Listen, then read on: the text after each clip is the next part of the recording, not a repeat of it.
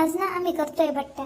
Mummy आलेली होती माझी, तर मग मम्मी बट्ट्याचं पीठ घेऊन आलेली होती. आमच्याकडे तर नव्हतं, मग त्यामुळे आता बट्ट्याचं पीठ आम्ही आज बट्ट्याचा प्लॅन केला. यांना पण सुट्टी आहे तर दुपारच्या जेवणासाठी. यामध्ये सगळं आता बट्ट्याला जे लागतंय बट्ट्याचं पीठ भिजवण्यासाठी साहित्य ते सगळं आधीच मिक्स करून घेते. आता हे बेकिंग सोडा आहे हा, आणि खुसखुशीत होती बट्टी. दही पण टाकायचं त्यामध्ये, दहीने पण नरमपणा पण येतो आणि छान पण लागते बट्टी.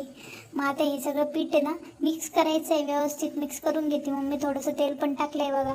आणि आता याला मिक्स केलं, पीठ भिजवायचं काम चालू आहे.